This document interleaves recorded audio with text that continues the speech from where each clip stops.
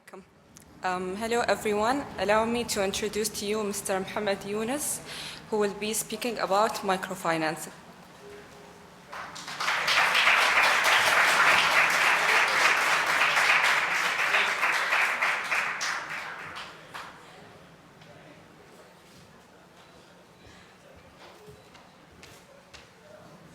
Good evening. Assalamu alaikum. I'm delighted that I get a chance to be here today and share with you some of the things that we have gone through.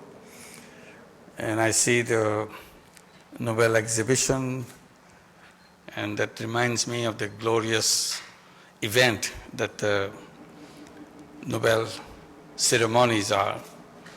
It's a kind of global attention is put on each of the ceremony. And one thing on the Nobel Prize, I don't think any other prize in the world has so much more attention than Nobel Prize. I was just mentioning that when the Nobel Prize is announced, almost every single newspaper in the world carries that news. Every single television station covers the news in their main news. And people become curious who this guy is, what did he do? Is he kind of a special guy, or how did he get to the thing that he did? If you look through the exhibition and try to understand each one of them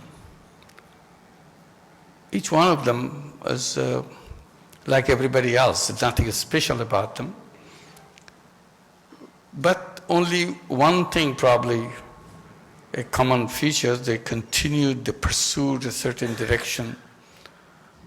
They had no idea that they will someday get the Nobel Prize on the subject they're doing. And many of them didn't do it just to get the prize. This is something they're driven because of the passion, because of the quest they had there in mind. And the prize is a kind of a additional thing that they received. But that's not what they worked for. And in my case, it's completely different. It doesn't fit into any of those things that we see here. Because I was not doing something that I was supposed to do. Whatever led me into this direction, I would say, is an accidental thing. So I was not geared to doing things, and I was not looking for doing those kind of things. But the circumstances pushed me into doing something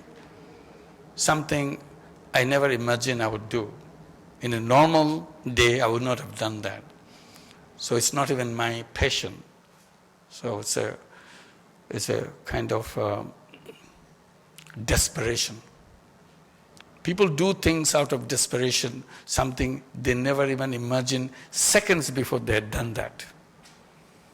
That's what's known as desperation. What's the power of desperation? So that desperation was created in me, and I'm sure it created such desperation in many other people in Bangladesh. Extreme economic situation in Bangladesh in those days, in the middle of 70s. Bangladesh became a separate country, independent country, coming out of Pakistan.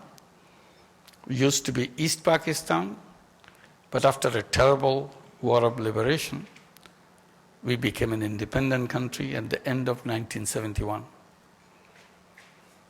I was teaching in an American university at that time when the liberation war was going on. As soon as Bangladesh became an independent country, I resigned from my job right away. I said, it's time to go home. So I resigned from my job and came back to Bangladesh. And with lots of enthusiasm of having a new country, you imagine that country. Now you feel that you can solve all the problems of your country because you're separate, you're independent, you can do things that you wanted to do. But like any other liberation wars, those dreams turn into nightmares very quickly. In Bangladesh case, it really became a nightmare. It was a devastated country after the war.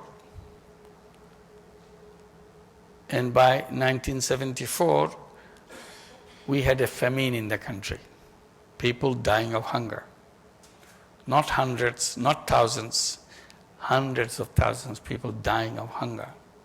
You can imagine death in many ways. Each one is more painful than others. But dying of hunger is an extreme form of death. No disease, nothing.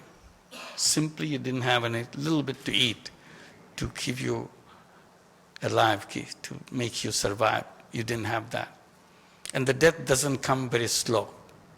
It doesn't come very fast. It comes very slow. Death inches.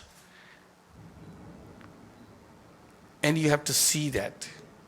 And for me, it was unbearable, particularly because I was teaching economics. That's my subject. And I was very proud of what I teach. But then you see people dying all around you. And you wonder what good is your economics, because it has no meaning to people who are dying. You can't do anything. That's when you get hit a feeling of emptiness. You are absolutely an empty person. You have nothing to do for other people. You have not gained anything, any knowledge, any capacity for other people. So that feeling of emptiness created that desperation. How do you rediscover yourself that you are still alive? And one thing I thought, forget about those traditional economics. Why don't I just go out of the campus and be with the people and see if in some way I can make myself useful to other people? I don't know how, because my textbook never taught me how to make myself useful to other people. I thought, I will find out. As a human being, I'm sure I have some use for other people. So that's what I was trying to do. Go to the village, which is just next to the university campus, and walk around the village, meet people, and always trying to see if I have some use for anybody. And my ambition was to make myself useful just for one individual, even for one day. I know I have no capacity to be useful to any people for a long time, but just for one day I think I can do something. So I was in search of that. And luckily, there are so many things. You can always find something to do for people. And I did lots of little things. And each one has its own trail, how it went on. But one thing kept on being repeatedly hitting me, the loan sharking in the village. Giving tiny loans to poor people and take full control of their life in exchange. And if you see it face to face, at a very close range, you feel so ugly that a human being can be so cruel to another human being just because you lend few dollars worth of money.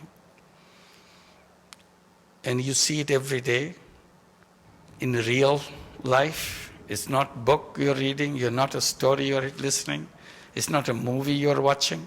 These are real people suffering every day for nothing. And you have no cure for that, no solution for that. Because everybody tells that loan sharking is such a thing deeply rooted in our society. You can't just uproot it like that by your own choice. And it's not only in Bangladesh, it's all over the world. So it's not easy to get rid of it. And you feel so empty, so helpless, so small that you cannot protect people from this. Suddenly it came to my mind, I cannot solve the world's problem, but I can solve few people's problem in this village. It's very easy. Why don't I lend the money myself?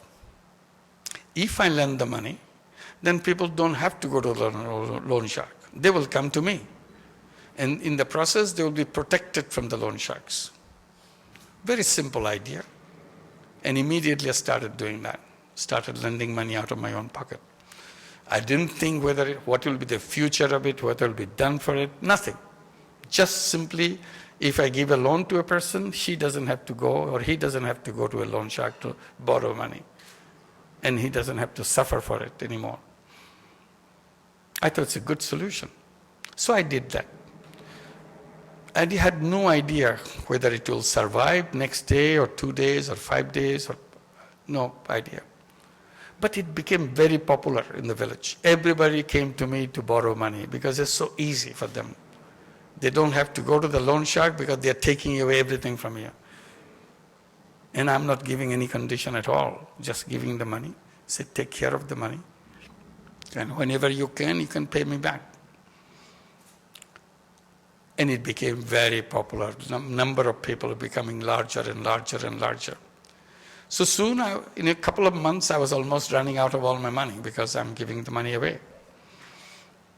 I didn't expect that to happen so quickly. Then I realized that if I continue, I wouldn't have any money left for me. So I thought, why don't I go to the bank, which is located in the campus, ask them to lend the money because this is their business, not my business. So I went to the bank, talked to the manager. He almost fell from the sky. He couldn't believe even I said that. He said, bank cannot lend money to poor people. I said, why not? He said, they are not creditworthy. I said, what does it mean? They will never pay you back. I said, have you ever done it before? Have you lent money to other people? He said, no, I never done that. And then how do you know that they will not pay back? Why didn't you try? He said, I don't have to try. Everybody knows that if you lend money to the poor people, they will eat it up. They will never be able to pay back. I said, I don't know anything about it. I want to try. He said, you go ahead, you try, but bank will not be involved.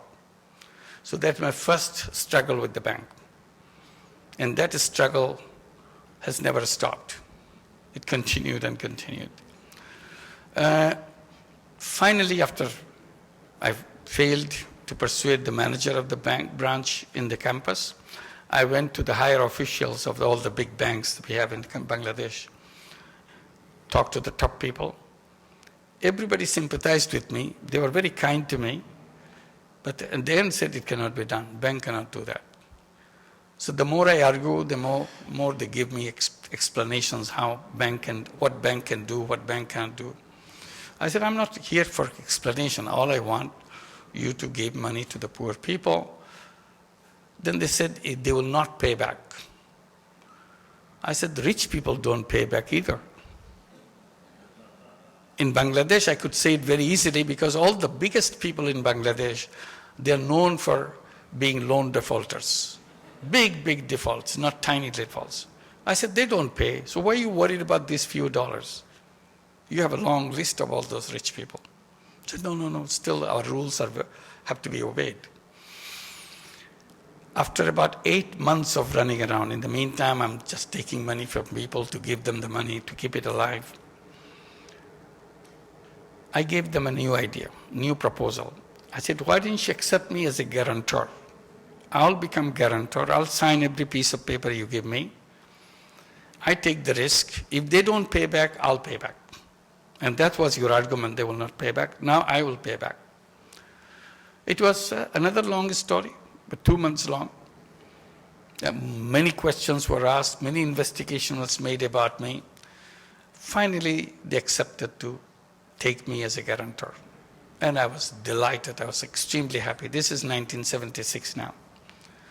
So finally they accepted it. I started signing papers, take money from the bank and give to people, and it worked beautifully. I was very happy that it's working, that people are taking money. The more people come, more I keep on signing. I was not reading anything, just keep signing, and money keeps coming. But after a while, bank became very skeptic. They thought it's becoming too big, and I won't be able to pay back all this money. They were paying back every penny. You had no problem in getting money back. But they are convinced, the banks were absolutely convinced in their mind, poor people someday has to stop. It cannot go on like this. So maybe I have a big luck that is working. So my luck will run out and they will stop paying. So they slowed down, almost stopped. Then I got furious. Then I thought one solution would be to create a bank myself. I know that it works, I know it's perfect. So then I started a new idea of chasing to create a new bank. And it took me another 2.5 years. Finally, we got the bank, called it Grameen Bank. Grameen means village, village bank. And we're absolutely delighted now that we have a bank in our hand. And we expanded and expanded. Now that we have a bank in our hand, it became easy. We just take deposits and lend money to people. And it worked perfect. Repayment was near 100%. And it went on and on. Then by now, after nearly 40 years, we cover all of the country. Every single village in Bangladesh, Grameen Bank works. We have 8.5 million borrowers, mostly women, 97% women. And one common question always asked, why do you give loans to women? Journalists like you interviewed me today, one common question all the time, why you give money to women? And I now ask a counter question. Why not? What is the problem? Have you ever asked any bank in the world why you give money to men? But when you give money, the bank gives money to women, suddenly it becomes a big question, why do you give it to women? Then I explained why I did that. Because I raised a big issue in Bangladesh when I was struggling to get the banks accept my idea of lending money to the poor people, and bank was rejecting it. I became very critical. I started accusing them of all kinds of things. One of the things that they don't lend money to the poor people. Of course they don't. Then the second one I added, they don't lend money to women. And the bankers were very unhappy when I said they don't lend money to women. They said, well, women don't come to us. I said, no, that's not true. They said, no, we give loans to women. Not as many as men, but we give lots of loans to the women. I said, no, you don't do that either. Not even 1% of your borrowers happen to be women. So you have no explanation for that. So they didn't have any explanation for that, except for saying that women don't come to borrow money. When I started, I wanted to make sure that half the borrowers in my system are women, because I make so much criticism about the other banks, so I thought people should not criticize me for doing the same thing. So I took it as a kind of basic principle of making half the borrowers as women. I had two things in the very start. First principle that I adopted, I said people should not go to the bank, bank should go to people. And I followed it too. Still we do the same thing. People don't come to the bank, bank goes to the people. Second one, half the borrowers must be women. Then I go to women, trying to persuade them. It's not easy to go to women in Bangladesh, at that time at least, because women will not meet a man. So I cannot talk to any woman. So I had to take my girl students with me to talk to the women. And I have to stand outside, waiting for them to ask a question which they couldn't answer, so they will come back to me and ask me the question, I'll give the answer, they will go back and answer that question. And this is the kind of explanations going on. And finally, we are hoping that 1 or 2 women will be persuaded to take money. It's so difficult. My students got very frustrated. And they got so tired of doing this again and again and still coming back with the same result. Women don't want to borrow money. They said, why don't you forget about the women, just give the money to men?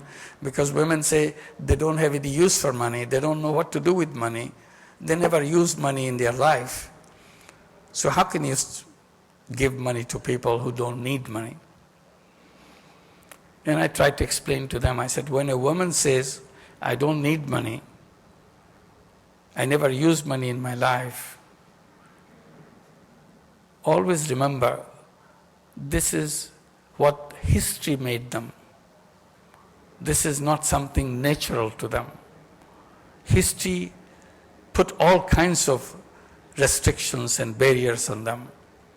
To begin with, when she was born, the entire family was very upset because she was a girl. She was a burden on the family. They were very unhappy to have a child, a girl child. And ever since, she grew up in a very apologetic way. That I'm sorry that I'm a girl. I brought trouble for you. So now you're telling these grown-up girls to take risk and create trouble for their family. They don't want to do that. So they are buried into the layers and layers of fears and restrictions around them. I said, our job was to come back to them again and again, trying to peel off these fears, layer by layer. Someday, the real person can come out and say, maybe I should try. And that we have to wait for that. It took us 6 years of patience work. After 6 years, finally we came to that level, 50-50. And we are celebrating, we are very happy we made it. Everybody said it cannot be done. Now we have women borrowing from us. Half the borrowers are women. While we are celebrating, we saw something very significant. And one after another, we started noticing more clearly than we did before. Money that went to the family through women brought so much more benefit to the family than the same amount of money going to the family through men. It's very clear. Women took good care of their children with the money that they get. Immediately, children become beneficiaries of her income. Women took very good care of the money she got. She got the best mileage possible ever with this little money she got. And women had a longer vision where she wants to go. She wants to hold on to that step by step. On the other hand, men didn't display any such traits. They want to enjoy right away. They want to enjoy themselves rather than the family and so on. So their span of attention is very short. They didn't want to look for longer term. Then we started asking ourselves the question, what is this great thing about 50-50? We decided on 50-50. Nobody imposed it on us. Why don't we remove it? Why don't we open it up and focus on women, because that's the best way to bring benefits to the family. Then finally we said, let's get it over. Let's forget about the 50-50. Let's open it up, focus on women. And that focusing continued and continued until we came to 96, 97%. So all the good things that happened to Grameen Bank, I think is because we made these two basic decisions right at the beginning. The fact that people should not come to the bank should go to people. And second, we should focus on women. At the beginning, we said 50-50, then it turned into women. And that has a tremendous impact in the bank. Today, we give this loan to all these women, and they own the bank, and the bank makes profit. Profit goes back to them as dividends. And people ask me, how did you create this bank? There are so many intricate details. We say lending money to women, that's good, but there's such a detailed thing that you have to do. Well, I said, I didn't try to research about it. I tried to do it in a simple way. Whenever I needed a rule or a procedure, I just look at the conventional banks, how they do it. Once I find out how they do it, I just do the opposite. And it works out beautifully. Yeah. See, they go to the rich, I go to the poor. They go to men, I go to women. They go to the city center, I go to remote village. Grameen Bank doesn't work in any city in Bangladesh, even today. We don't have a single branch. We have 2,600 branches all over Bangladesh. Not a single branch in any city, any town in Bangladesh. Still, we're still there. So I said it's all reverse. Conventional banks ask for collateral. The more money, the more wealth you have, the more money you can borrow from the bank. That's the basic principle of banking. We did the reverse. We said, forget about collateral. We'll give to people who have nothing to offer. Absolutely pauper. And that's what we do. Now that we don't have collateral, we don't have any legal papers in our transactions. So we have saved lots of papers. And not only that, but because we don't need any legal paper, we don't have any lawyers in our bank. And I kept telling, Grameen Bank is the only bank in the world which is lawyer-free. We have no lawyers anywhere. So that's it. So it kind of, again, reversal, conventional business versus the Grameen Bank. It's not just tiny loan. People only know that, oh, you give tiny loan. It's not tiny loan.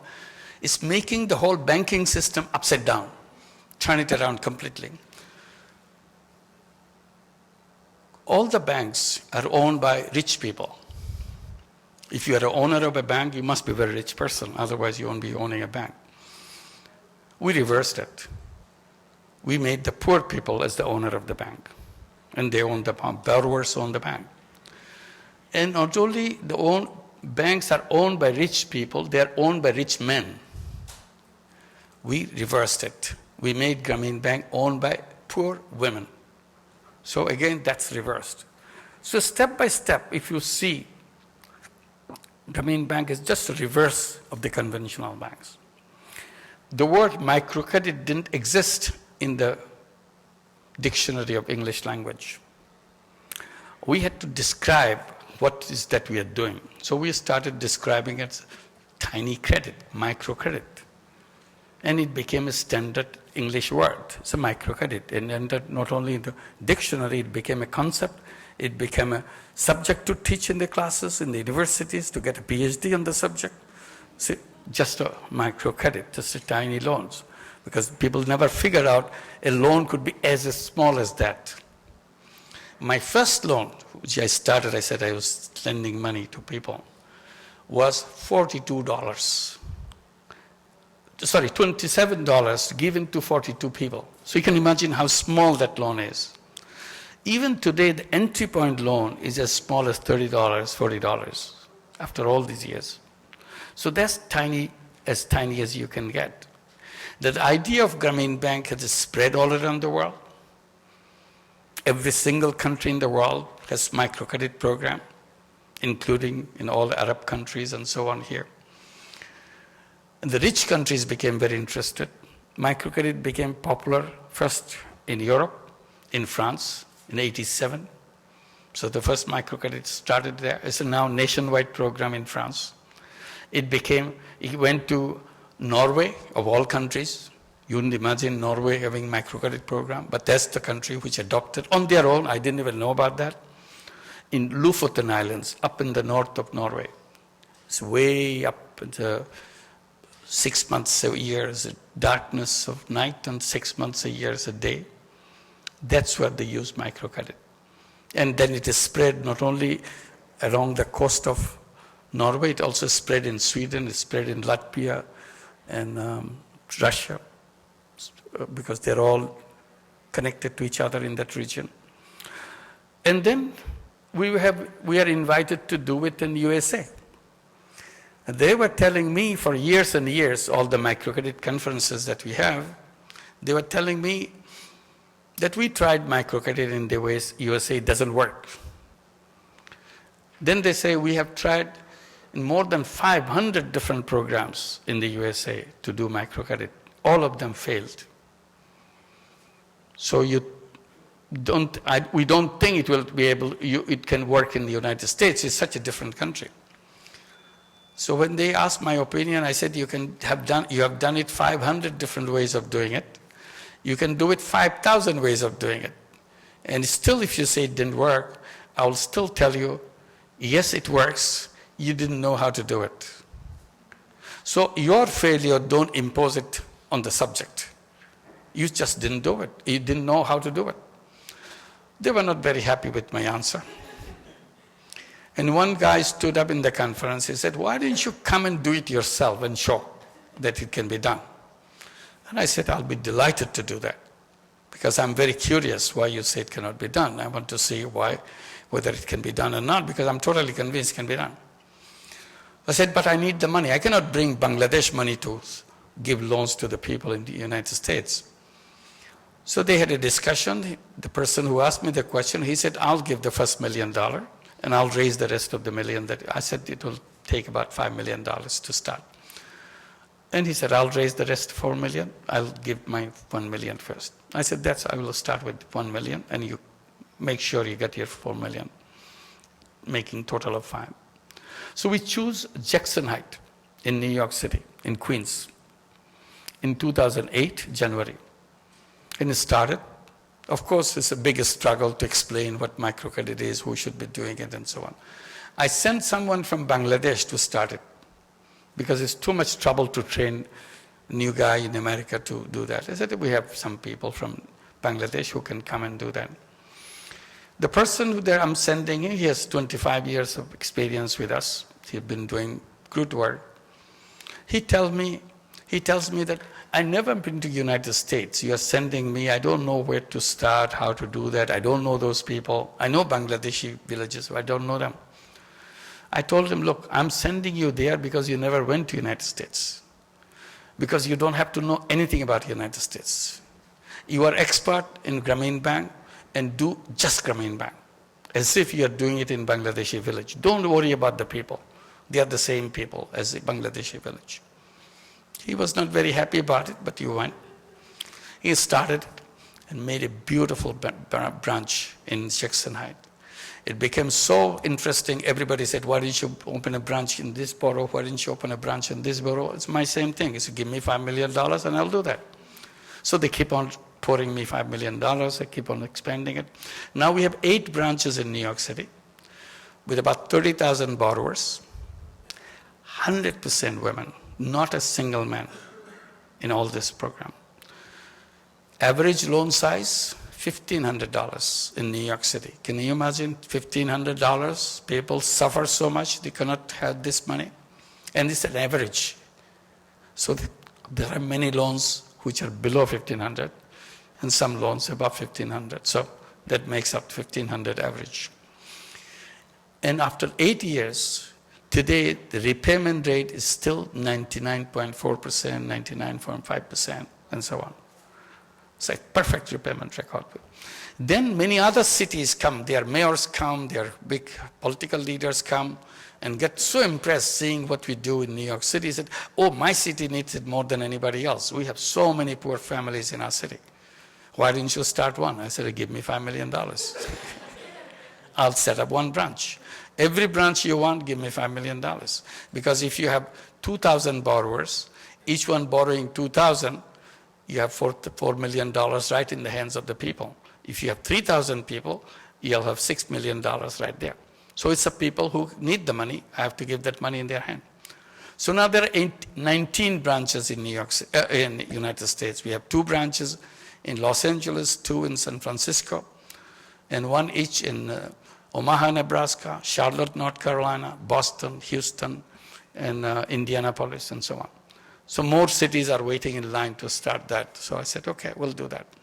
The reason I'm explaining all this, because it works in all circumstances. It's not the remote village in Bangladesh, and the remote village or the inner city of the United States, anywhere in the world. And people tell me, do you have to modify it? Don't you think people are different in each country? My standard answer is, I don't do any research, but I say that kind of to give my impression what I think. I said, human beings, no matter where they live, they're the same. Irrespective of color, irrespective of country, irrespective of the economy, they're the same people. There are lots of similarity in them, only tiny little differences in them. Maybe there are differences about 2%, 98% similarity. But we talk about differences so big, so bold, so loudly, as if everything is different. We don't talk about similarity on human being. We always talk about the dissimilarities about human beings and make it bigger than really it is. So I said, I focus on the similarities. So I see this people same. Even people where they don't even speak good English, like the guy who went from Bangladesh to do it in New York City with the black community there. Imagine their English. Hardly they can communicate, but they got the job done. Now we have people from Bangladesh going to Mexico, going to Guatemala, hardly speak one word of Spanish, but it gets done. I tell them, how do you do that? You can't even speak the language. They said, you know what? Money is the greatest language in the world. Everybody understands that. No problem with that. So they do it without any problem. So this is the situation that we continued. We continue. As we do the Grameen program, we see how people come up with their creative power. And I come to certain conclusions of my own, the way I see it. And I fought on those issues. One issue is microcredit can work only for the entrepreneurial poor. I said, what is that? I said, not all poor people are entrepreneurs. You'll have few people among the poor people who are entrepreneurs. Maybe for them, money is useful. But the most people, they have no entrepreneurial capacity. I said, look, I've been doing Grameen Bank for many, many years. I never was thinking of entrepreneurial poor. Because in the back of my mind, I'm assuming that all human beings are entrepreneurs. Some people are lucky to find it out because circumstances gave them a chance. Most people never had that chance, never discovered that they have the entrepreneurial power. So they remain as if the only way they can survive is to work for somebody else. That doesn't mean he or she doesn't have the entrepreneurial power. Simply it's buried so deep inside of the person, she never knew that he has an entrepreneurial capacity. So that's my explanation. So I did that. With that basis, I said nobody will be rejected from microcredit in Bangladesh. People say, how do you select your people? I said, I don't select. As long as the person is a poor person, I give her a loan. No problem with that. And I don't say, well, you're from here, you're from there, nothing. You have this, you never learned, you never did any business.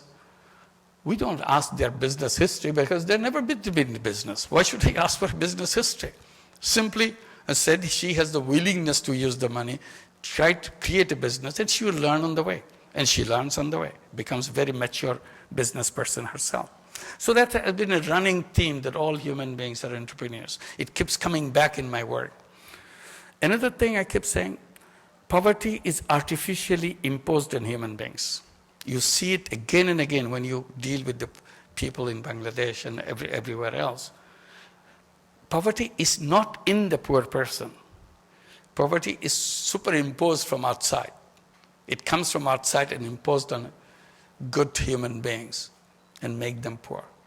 I gave the example of bonsai. Bonsai tree, there's a little tree you get.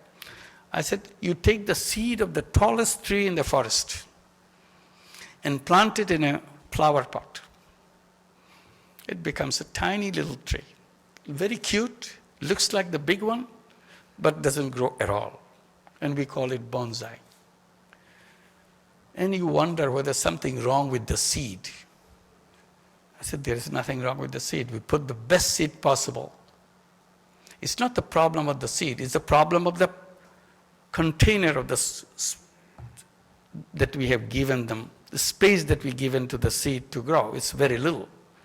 It needed lots of soil, and instead we gave a flower pot. So it grew till little and remained stunted. I said, poor people are bonsai people. There's nothing wrong in their seed. Simply society never gave them the space to grow as tall as everybody else. So it's not the fault of the person. It's the fault of the people who provided them the space, because all rules, all institutions, all procedures are made for other people, the people at the top, not for the poor people. Look at the financial institutions. They're so busy making loans to giving all the facilities to people who are already rich. And the richer you are, more services you can attract from the banking system. So you have to reverse that. Poorer you are, you will be attracting the service to the poorest people. So there's a mismatch in the whole system. That's why the poor people are. If given the opportunity, everybody can come out of the poverty because it's not based on them. They have the same creative power as anybody else. So this is one theme which runs. And I keep saying, since poverty doesn't belong to human being, we can overcome poverty, bring poverty to zero. And in Bangladesh, I keep saying that we should bring poverty to zero by 2030, because we already put it down to half. We achieved the Millennium Development Goal, reducing poverty by half by 2015. Even before 2015 came, we reached that goal, reduce poverty by half by 2013, of June of 2013, 2.5 years before. So, with the same trend, if you just calculate, if you just let it go, you see it's very easy to achieve zero poverty by 2030. You can achieve it prior to that, but I said, okay, let's keep it 2030. And once we reach that in 2030, and I said, we'll put a big ad in the newspaper. If anybody can find one poor person in Bangladesh, we'll give them $1 million award. And nobody can get that award because they can't find anybody in Bangladesh, a poor person. Then we'll create poverty museum. Because Bangladesh doesn't have any poor person left, our children would like to know, what is this poverty you always talk about? They wouldn't know what is poverty. So the school will take them to the poverty museum to show what poverty was like that. So this is another theme that we can continue to do that. I'm very happy that United Nations picked it up, the question of reducing poverty.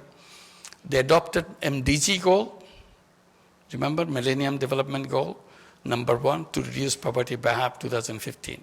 And now the SDG goals will be adopted in the next September in the General Assembly meeting. And what is the SDG goal? By 2030, we'll bring poverty to zero by 2030. This is not me, a crazy guy talking. It's the United Nations, all the leaders of the world together will be announcing that we'll be bringing poverty to zero by 2030. So this is what you make, it's a question of belief, what you want to get done. And once you make up your mind, human being is so powerful, if you make up your mind, it happens. If you don't make up your mind, it will never happen. So we have to make up our mind. That's as simple as that, nothing more than that. And everything else will follow from big decision that you want to make. So this is one theme. And then we started creating many businesses to solve problems. Microcredit is one, but it's other problems, health problems, other problems. So I started creating businesses after businesses to solve those problems. Every time I see a problem, I create a business to solve it. I always try to avoid the charity route. I said, charity doesn't make me feel comfortable because when I try to do something with charity, charity money goes and does the work, but the money doesn't come back. So I have only one-time use of the money. I like the business way of doing things. I want to do the same thing in a business method. In other words, money should come back. I should cover the cost, everything. So I'll have the money back. So I called it social business. In social business, money goes out, does the work, and comes back. Then it becomes very powerful. Same money can be used again and again and again and again, uninterruptedly. So you can do much more if you become a business. So I created those kind of businesses. And I started giving a definition. Call it non-dividend company to solve human problems. Because I delinked from the profit. In banking, I delinked banking from collateral. Remember collateral? Microcredit doesn't have a collateral. It's based on trust. And it works. It works all over the world. It's not just, these are crazy people in Bangladesh do some crazy things. It's not crazy people in Bangladesh. It works in New York City. Same thing. It works in every other cities in the United States. Same thing. So I delinked completely the whole idea of collateral. People say, are you sure you can do banking on basis of trust? I said, I'm sure because I'm doing it every day. I've been doing it for the last 40 years. And nobody said it doesn't work. Everybody says it's a great thing you have done. And I have done it not only Bangladesh, I have done it all over the world. It works. So we took the whole thing away. So what is it? If you want to do things differently, you can't do the same thing, the same procedure, get a different result. Same thing will lead you to the same result. So you have to kind of take it apart and bring things completely differently, and then the different things will work. Separate things will emerge. So I delinked the whole idea of collateral from the banking system. In creating social business, I took away the whole idea of making personal profit. Because people assume that without personal profit, whole system of economy will collapse. I said, you're crazy. Why should it collapse? They say, you know what? Making money is the incentive in business. If you take away money-making part of business, it doesn't work anymore. Because why should anybody be doing business? My answer is, yes, I agree completely what you said, with the one except with a little modification. Making money or making profit is not the incentive. It is an incentive, one incentive. There are many other incentives in the world. So if you make it the incentive, the only incentive, then you get into the money-making business and nothing else. And what else is incentive? I said, well, it's very simple. Making money is a happiness. More money you make, more happy you get. That's why it's incentive. So money-making is a happiness. Making other people happy is a super happiness. So that's an incentive. But I don't know. I said, because you never tried. I said, why didn't you try making other people happy by doing business? And suddenly you'll see that is the most intoxicating thing you ever got. So good that you feel thrilled by doing that. I said, I do it all the time and I feel thrilled. I keep doing more. I have no problem. So that goes the social business. We create those. Big businesses became interested in social business, which was a very pleasant experience for us because we didn't expect them. Big multinational companies.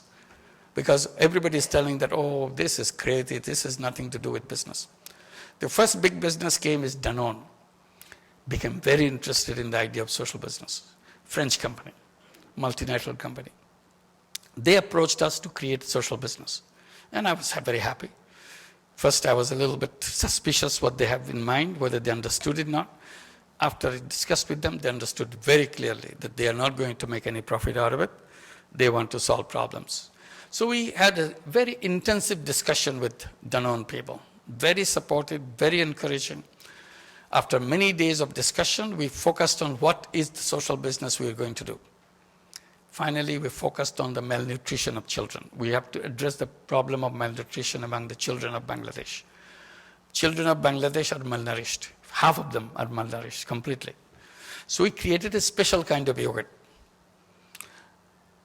Put all the micronutrients which are missing in the children into the yogurt. Vitamin, iron, zinc, iodine, and everything in the right proportion. And made it very delicious. Made it very cheap so that even the poorest child can afford it. And then we started producing it. We had built a whole new factory to produce it. And now it became a very popular item in the villages, in the towns, everywhere.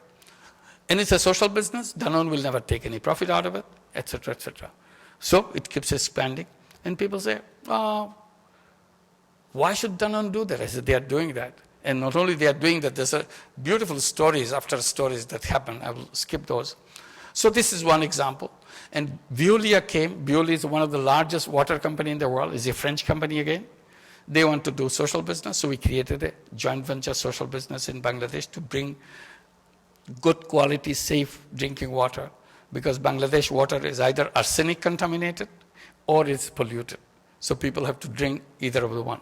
So we said, no, we will be producing good quality drinking water at an affordable price for everybody so that they find it so cheap, they will pay little money and we'll cover the cost. So we continue to expand that. We have joint ventures with Uniqlo.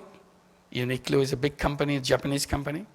And one of the things we wanted to do right away is to produce sanitary napkins for women, because in the villages, nobody wears anything, just dirty clothes, dirty rags, and so on, and gets lots of infections. So we thought this would be a good way to start. Very cheap, very good quality sanitary napkin for villagers who can afford it, make it very cheap. So we started doing that. And we started doing baby clothes with very interesting series of baby clothes for poor children, very cheap. so that they have always wear clean clothes, very easy to clean, etc., etc. That's their social business. So one after another social business coming. The one that most striking thing that is now getting bigger and bigger, that's not a joint venture, it's our initiative. This is again related to Grameen Bank story. We made sure all the Grameen children go to school because their mothers, who are the Grameen Bank borrowers, never went to school. They don't read, they do not write. We wanted to make sure the second generation of Grameen Bank do not repeat that story. They will be educated people, literate people. So we wanted to make sure all the children go to school. We succeeded that. 8.5 million families, you imagine how many millions of children. So we made sure every child goes to school. And luckily, not only they went to school, they started graduating from high school, which was very surprising. We didn't expect that. Then they want to go to college. And the college needs a lot of money. So we gave them education loan. So every single Grameen Bank child can go to college with the financing from Grameen Bank. Entire financing is done by Grameen Bank. So we have a new generation of young people with education, very highly professional people, doctors, engineers, PhDs, and so on, coming up. Then one big problem emerged. The problem, there is no job in the country. So you have education, but no jobs. They were very frustrated. They started complaining about it. In the beginning, I didn't know what to tell them because I see that the problem they have no jobs. Then I turned around the conversation. The moment that issue of job comes for the young people, I said, who asked you to have a job? Is it written in your book that you have to have a job? Did your teacher tell you to have a job? They cannot answer that question. They don't know what I'm asking for. They look puzzled. I said, come on, you are the young people of this new century. Job is a very old-fashioned idea. Those days are gone. You tell yourself, always, every day you wake up in the morning, you tell yourself, I'm not a job seeker, I'm a job creator. And think like a job creator. Act like a job creator. Don't act like a job seeker. It makes it very small. If you're a job creator, you feel very tall, very confident, and be a job creator. They didn't understand what that is. They thought, I don't have a job, now he's making fun of me. Instead of giving me a job, he said, I have to create a job. How do I do that? That's very simple. Why don't you start your business? And some say, well, I don't have a business idea. They didn't teach me anything about business. So I don't know what business I have to do. Then I take these young people, I say, shame on you. Did you think about your mother, illiterate mother, who dared some 20 years back, 25 years back, decide that I'm going to take a loan from Grameen Bank, start a business? And she took $30 and started a business. 20 years later, she has a big business in her way. Now she has $3,000 loan. She has expanded from $30 to $3,000 loan, which is a big, big expansion. What good is your education if you're not better than your illiterate mother? She stood up, she did it, she made it happen, she sent you to school. If you have not learned anything from school better than what she does, that education is meaningless for you. If you don't have any idea what to do, why don't you go and learn from her? You have the best business consultant in the world in your family because she has learned it by her own work for the last 20, 25 years. So why don't you pick that up, what your mother has done, make it 10 times, 20 times, 100 times bigger, and that's your job. Then we started creating a social business fund. Tell all the young people, come up with a business idea. We become your partner. Whatever money you need, we invest in your company and we become your partner. And we work together, make you a successful business person. And when you're successful, you just return the money that I gave you. Because we're social business, we don't want to take your profit. All we want is to get our money back, that's all. That's our social business principle. So now hundreds and hundreds of young people are coming up with business idea every day, and we are getting them approved and we get investments and so on, turning unemployment into entrepreneurship. I said, making job orientation of the world is absolutely wrong orientation. Human beings are not born to work under anybody. Human beings are go-getters, human beings are problem solvers, and that's what the human beings are born. Our education system kind of crippled us. Our thinking process crippled us. We became people hunting for jobs, some little things for somebody else, because we twisted around our thinking process and make people suffer. Even in Europe today, rich countries like Spain, Portugal, Greece, enormous youth unemployment. 48% of the young people in Spain are unemployed. 40% of the young people in Italy are unemployed. South of Italy is 70% youth unemployment, and so on and so forth. I said, when a young person is unemployed, have you ever asked yourself, is this a problem of this young person? Is something wrong with this young person? No. He or she is very well qualified, very up and running person, very dedicated, creative person. Then why is he unemployed? Because system couldn't provide him or her a space so that he can work. Should the system decide what I do in my life? Or I decide what I want to do in my life? Who commands this? Should the system punish human being? Or we turn around, the people punish the system for not doing the job that I want because they have failed in doing the things that I need. Because human beings are natural entrepreneurs. Again, coming back to that same idea. And we are doing that. Now, Spanish government and people are coming, can we do your social business that you do in Bangladesh, turning unemployment into entrepreneurs? I said, we'll be delighted to do it. So now several programs are coming up in Europe following what we are doing. So I said, job hunting is a wrong procedure. Entrepreneurship is the right procedure. So all the schools should be teaching young people to begin with. I will prefer it the other way, but to begin with, everyone has two choices.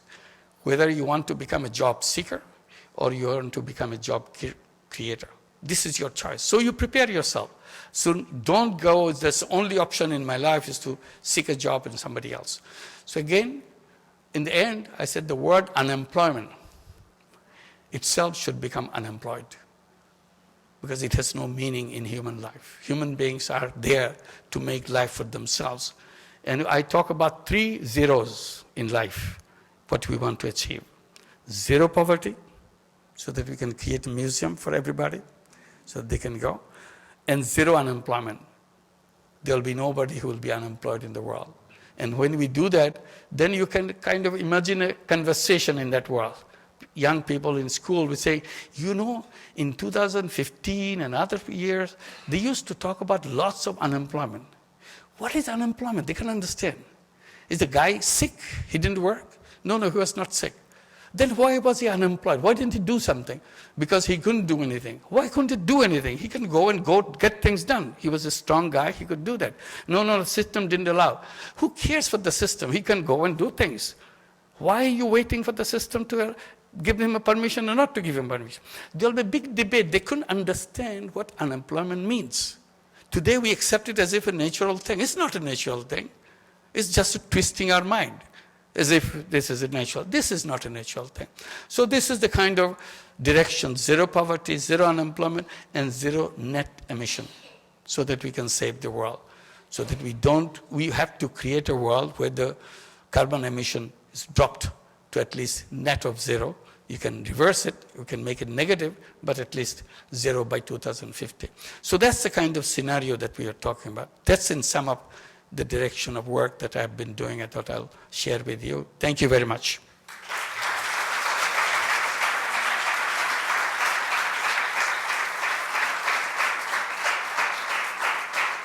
Thank you. Should I take a few questions, 1 or 2 maybe? Yeah, go ahead. Go ahead. When you're lending money to a village lady, there are 2 women asking you for loan. One woman says, I don't have money to give my daughter married, so I want money so that I can pay some dowry. My daughter gets a good husband. Question number, a villager lady number 1. Villager lady number 2, I want to buy a sewing machine and make some garments and sell. Would you lend to both women or only to one woman? Sorry, I didn't elaborate. Grameen Bank lends money only for income generating activity. Only the income generating. You have to explain how you make money if I give you the money. And how much money you'll make so that you can pay back the money. It's not me asking you, your friends. Grameen Bank is done with the 5 women in a group. So if you are a part of group and I'm a part of the same group, and if you wanted the money, first question, we'll have a meeting about 5 people, 5 women. We'll be asking you, why are you doing this? Can't you find out something else? She said, no, this is good for me because I know how to raise chicken or something. Then I'll ask you, have you ever raised chicken before? Etc., etc. To understand, why are you asking for $100? That's too much. You cannot handle that. Why don't you start with $30?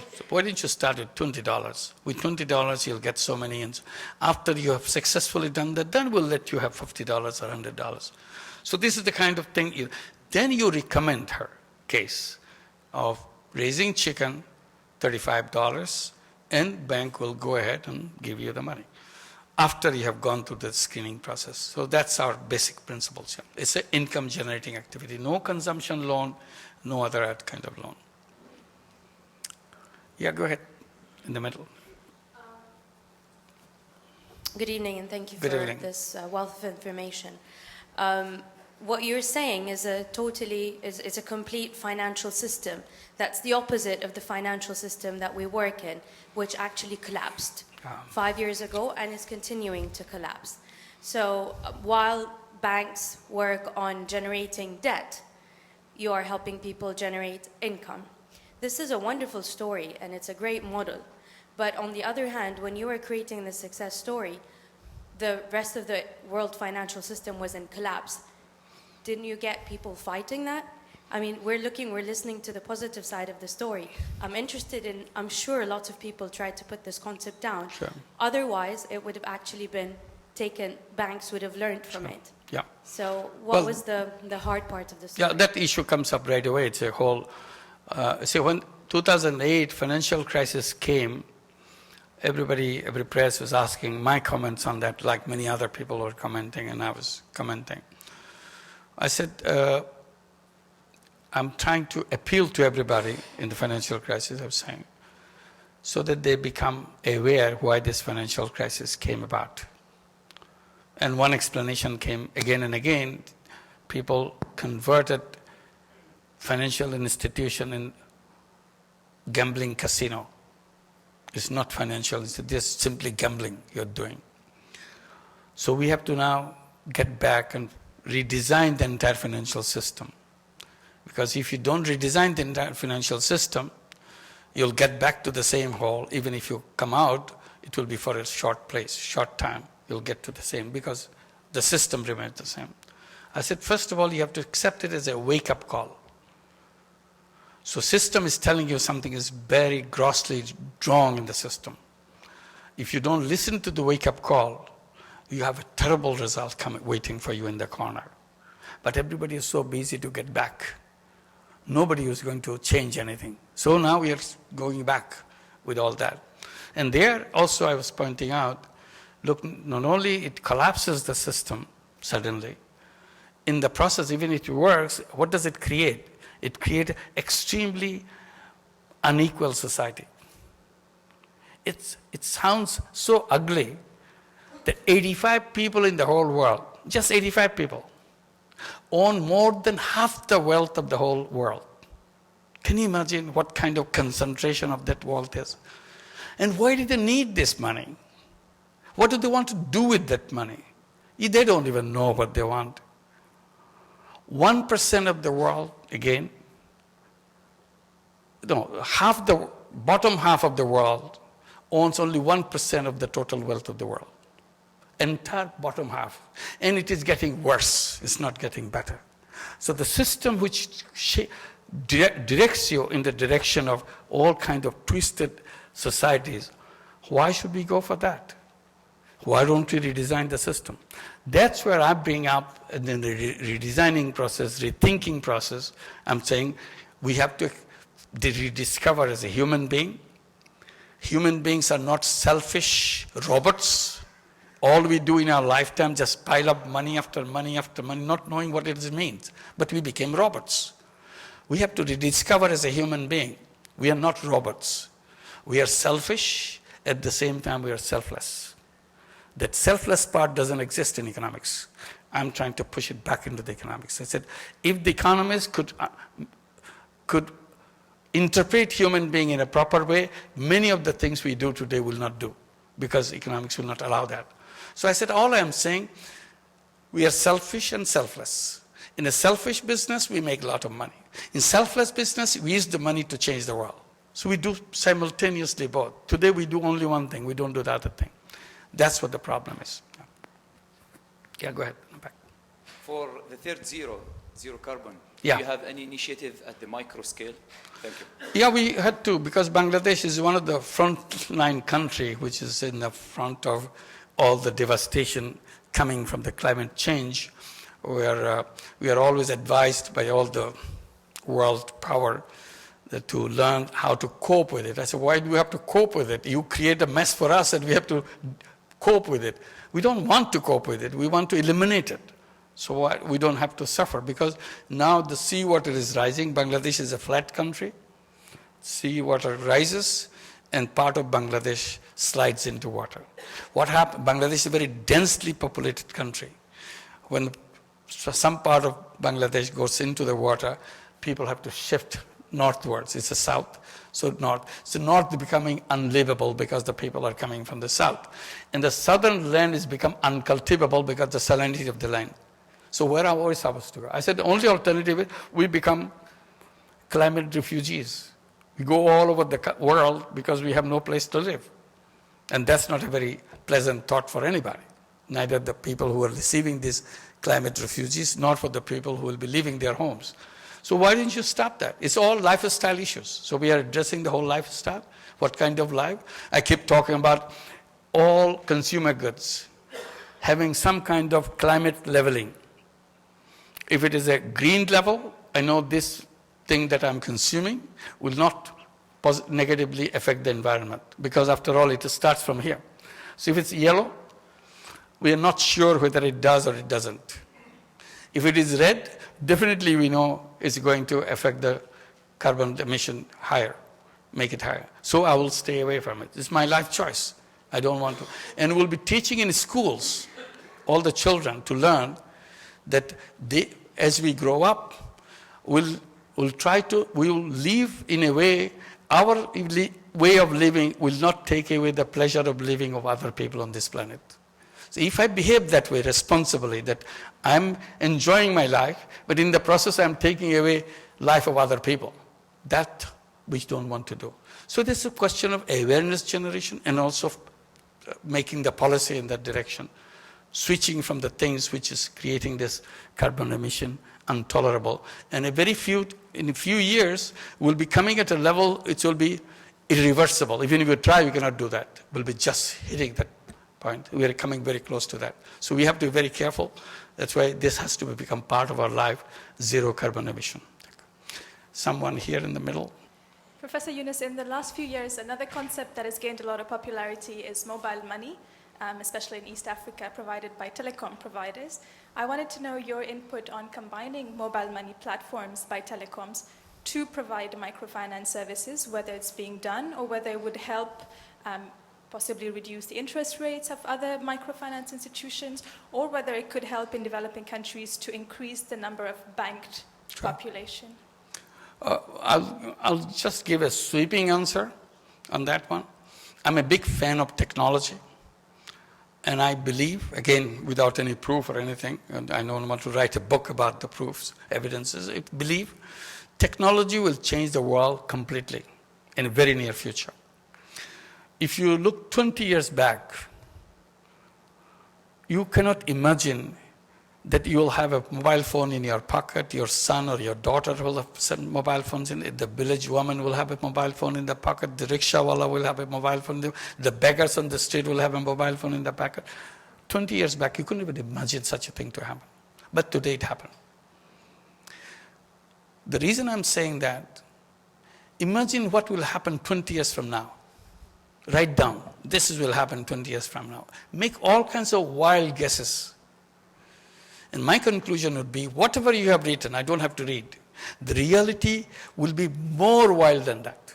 It will be like a science fiction. That's the direction technology is taking. You talk about whether mobile phone will help facilitate. Yes, of course it does. But that's not what my concern is. Whether the money will exist 20 years from now. That's the whole issue. Because technology will make the transaction completely differently. We'll keep record of everything, but there's no transaction called money and something like. There'll be some units so that we can maybe some ways. So that's the direction we're moving. All the things that we do, the way we teach, the way we learn will change completely. The way we do the healthcare will change completely. Hospitals and schools will not exist probably because it will be done in a completely different way. Probably will not need any doctor anymore.